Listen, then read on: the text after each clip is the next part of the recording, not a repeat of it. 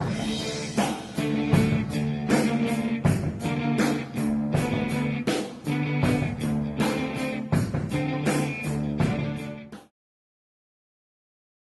guys, welcome backstage. Huge, amazing players right now. Simcore and Nick from Team Archaic, guys.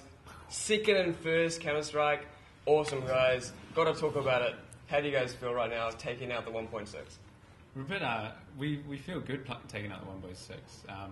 I guess the tournament was, I'd rather eat a big slice of humble pie, but the tournament was a bit of a walkover, and it's not as enjoyable when you can, it's more enjoyable coming off a win when it's been really close and tight. But I don't think Sandstorm really had the expertise to kind of hold us. You guys did look like you had a lot of composure when you guys were there, knew what you were doing. So I can definitely agree when you guys just seemed like you walked through it. What about you, Nick, man? What do you think?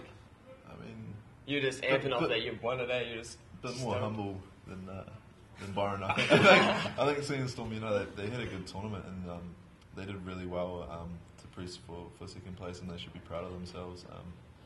Bit of mixed emotions, I think, right now. Yeah. Obviously, we're very confident going into 1.6. We've played it for a long time, and we've been overseas and whatnot. So, guys, where do you think the game is going to go for New Zealand, Australasia, your team? Where do you think that's going to go in the near future? Well, I think gaming's got the potential to take off. I've always thought that. It really needs financial backing. Yeah. Whether that's a person or a company, it's hard to tell at this stage. But it needs what's the word, financial sustainability. I kind of disagree with Nick, to be honest. Respectfully. I understand Nick's right. You need money to support gaming and to support. With Archaic, we're really lucky. We've got big naming sponsors that do actually contribute quite a lot to support the team.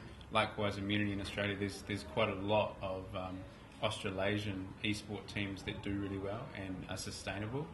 But the key things behind these are focused individuals who know what sponsors want, know how to appease sponsors, know how to engage a community or an audience, and use that to market their brand.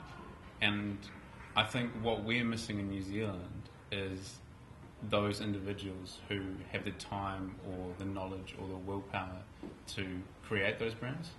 So you're sort of saying, going to tournaments, winning's obviously awesome, but if you can just suggest sponsors, we're going to go out and give it our best and just, do the brand well. Maybe you won't win, but at least you're out there supporting everyone in the community. You think that's a very, very valid thing to do? Yeah, and I think a lot of New Zealand teams could get a lot more than they do. Parallax was a perfect example of a slack team. We had been around since 2003, been really successful, but we had never had an individual that had the knowledge or the willpower to drive our brand or to build relationships with sponsors the way we should have. We were quite just relaxed being Kiwis, and that's the culture. That's part of being relaxed Kiwis. Yeah, but I think with your question, where does gaming in New Zealand need to go? I think there are a lot of smart people who have that entrepreneur kind of spirit, and we just need them to really engage their own brains about, if they love gaming, how they think they can pursue it or push it. Just push it a lot more, yeah. So guys, you guys want to do a quick shout out to your sponsors? Looks like they've had a huge impact in your playing. We want to thank, obviously, Archaic organisation, firstly, for bringing in Parallax into the team.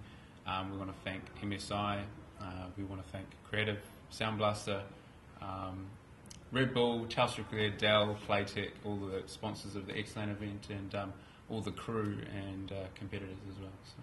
Awesome, guys. Cheers.